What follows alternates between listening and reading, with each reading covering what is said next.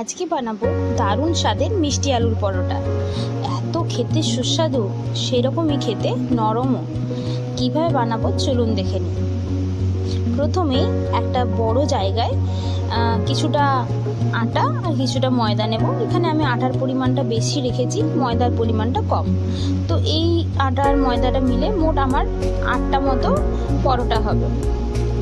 তো এটাতে আমি এবার লবণ মেশাবো। আটার পরিমাণ বেশি বা আটা শুধুমাত্র আটা দিয়েও আপনারা এই রেসিপিটা বানাতে পারেন। ময়দা দিলে একটু খেতেও ভালো হয়, দেখতেও ভালো হয়, সেই জন্য আমি অল্প পরিমাণে ময়দা দিয়েছি। এবার এর মধ্যে কালো জিরে অ্যাড করলাম। আপনারা জোয়ানও অ্যাড করতে পারেন। আমার কাছে জোয়ান ছিল না, তাই আমি জোয়ান অ্যাড করিনি। আমার কাছে ইটালিয়ান সিজলিংটা ছিল, যেটা আমি অ্যাড করেছি। চাইলে অ্যাড করতে পারেন, নাও করতে পারেন।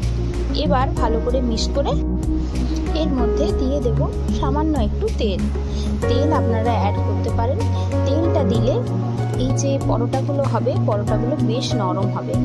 তেল 1 চামচেরও কম অ্যাড করতে হবে। তো এটা অ্যাড করলে কিন্তু পরোটাটা দীর্ঘ সময় পর্যন্ত নরম থাকে। ভালো মতো করে সমস্ত কিছু মিক্স করার পর এবার ওপরে কস্তুরি মেথি ছড়িয়ে দেব। কস্তুরি মেথি ছড়ানোর পর অল্প অল্প জল দিয়ে পুরো আটাটা সুন্দর করে মেখে নেব। আটাটা এমনভাবে মাখতে হবে যাতে খুব না নরমও হয়, খুব না শক্তও হয়। অতিরিক্ত শক্ত হয়ে গেলে পরোটাগুলো শক্ত লাগবে, আর অতিরিক্ত নরম হয়ে গেলে ভেতরে পুর ভরে যখন বেলবো তখন কিন্তু নরমটা বেলা যাবে না। তো সেই জন্য দেখে শুনে আটাটা মাখতে হবে। এবার পুর বানানোর জন্য পেঁয়াজ কুচি, আদা কুচি, কাঁচা লঙ্কা কুচি আর সামান্য কারি পাতা নিতে হবে। আর মিষ্টি আলু আমি আগে থেকে সেদ্ধ করে রেখেছিলাম। একটি কড়াইয়ে তেল দিয়ে তার মধ্যে গোটা সরিষা এবং কারি পাতা দেওয়ার পর কেটে রাখা জিনিসগুলি দিয়ে দেব। তারপর হলুদ গুঁড়ো, জিরে গুঁড়ো, শুকনো লঙ্কা গুঁড়ো আর গোলমরিচ গুঁড়ো দিতে হবে। সেগুলি দিয়ে ভালো মতো করে নাড়াচাড়া করে নিতে হবে। সামান্য একটু জল দিয়েও মশলাটাকে ভালো করে আরও কিছুক্ষণ কষাতে হবে। মশলাটি ভালো মতোভাবে কষিয়ে গেলে যখন কাঁচা গন্ধ চলে যাবে তখন এর মধ্যে দিয়ে দেব সেদ্ধ করে রাখা মিষ্টি আলু। সেদ্ধ করে রাখা মিষ্টি আলুটি দিয়ে ভালো মতো করে নাড়াচাড়া করতে হবে। আমি আলুটা সেদ্ধ করার সময় একটু বেশি বয়েল হয়ে গেছিলো বলে আলুটা একটু জলজলে হয়ে গেছিলো, তাই জন্য এই পুরটা করতে একটু সময় লেগে গেছে। আপনারা দেখে শুনে সেদ্ধ করবেন, তাহলে পুরটা করতে বেশি সময় লাগবে না। তো দেখুন ভালো মতো করে পুরটা তৈরি করে ফেলেছি। পুরটা যখন পুরো আঠা আঠা হয়ে যাবে, অর্থাৎ কড়াই থেকে ছেড়ে আসবে, তখন পুরটা আমরা তুলে নেব। এরপর 7টি পরোটার জন্য আমি 7টি ছোট ছোট করে পুরের বল বানিয়ে নিয়েছি। এরপর একে একে এই লেচিগুলির মধ্যে আমি পুরটি ভরে দেব। দেখুন প্রথমে একটু বাটির মতো করে লেচিগুলো ফাঁকা করে নিতে হবে। তারপর পুর দিয়ে আস্তে আস্তে করে সাইড থেকে মুড়ে মুড়ে যেতে হবে। তারপর সুন্দর করে ভাঁজ করে নিতে হবে, ঠিক যেমনভাবে দেখাচ্ছি সেরকমভাবে।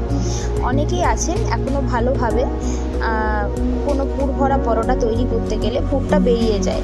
তো আমি যে পদ্ধতিতে দেখাচ্ছি সেই পদ্ধতিতে করলে কিন্তু কখনোই বেরোবে না। প্রথমে বাটির মতো ফাঁকা করে নিতে হবে, তারপর সুন্দর করে পুরটি ভরে তারপর পুরটিকে মুড়ে আবার ভাঁজ করে দিতে হবে। সমস্ত লেচিগুলির মধ্যে আমি পুরগুলি করে নিলাম।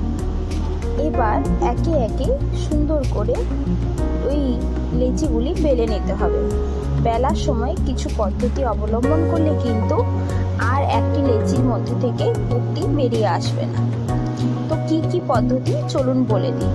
প্রথমেই যখন আমরা আটার লেচিটা বেলা শুরু করব, তখন প্রথমে হালকা চাপ দিয়ে দিয়ে খানিকক্ষণ বেলতে হবে। তারপর আস্তে আস্তে ঘুরিয়ে ঘুরিয়ে পুরো রুটিটা বেলে নিতে হবে। যখন প্রথমেই বেলবো তখন অতিরিক্ত চাপ দিয়ে বেলবো না, তাহলে কিন্তু কোনো একটা সাইড থেকে এই পুরটা বেরিয়ে আসতে পারে। দেখুন আমি একে একে সমস্ত পরোটাগুলো বেলে ফেলেছি, কিন্তু একটা পরোটা থেকেও আমার পুরটা বেরিয়ে আসছে না। এইভাবে বেললে কিন্তু কখনোই পুর বেরিয়ে আসবে না। এবার সমস্ত পরোটা বেলার পর এবার আমি তাওয়াতে সেঁকে নেব। তাওয়াটা আগে থেকেই গরম করতে দিয়েছি। একে একে পরোটাগুলো ভালো মতো সেঁকে নিতে হবে। তো প্রথমেই বলি, পরোটার সাইডগুলো ভালো করে চেপে চেপে যখন সেঁকবো তখন চেপে চেপে দিতে হবে, না হলে কাঁচা রয়ে যাবে। যেহেতু পরোটা সেহেতু একটুখানি মোটা হয় রুটির তুলনায়, তাই এটা কিন্তু সেঁকতে একটু বেশি সময় লাগে। ধৈর্য ধরে ভালোভাবে সেঁকতে হবে, না হলে কিন্তু সাইডগুলো কাঁচা রয়ে যাবে। আস্তে আস্তে পুরোটা সেঁকা হয়ে যাওয়ার পর ওপরে অল্প সামান্য তেল ছড়িয়ে দেব। তেলের পরিমাণ কম দেবেন, না হলে কিন্তু এটা হেলদি নয়। আপনারা তেলের বদলে ঘিও দিতে পারেন। আমি প্রথমে দুটো পরোটা তেলে এবং বাকিগুলো ঘিয়ে করেছি। তো ঘিয়ের ফ্লেভার অবশ্যই ভালো। ঘি দিয়ে পরোটা খেলে আমাদের শরীরের ক্ষতিও কম হয়। তো এটা কিন্তু ভালো খেতে, আপনারা ট্রাই করতে পারেন। একে একে সমস্ত পরোটা চেপে চেপে সেঁকে নিতে হবে। ভালোভাবে না সেঁকলে পরোটাগুলো কাঁচা রয়ে যাবে। দেখে শুনে সব কিছু করতে হবে।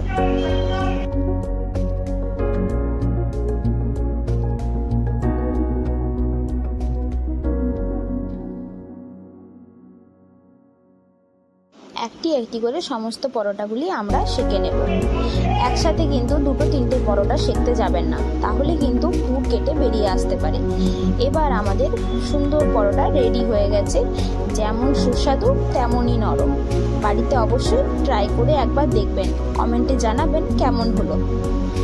আবার দেখা হচ্ছে পরের একটি ভিডিওতে। ততক্ষণের জন্য টাটা।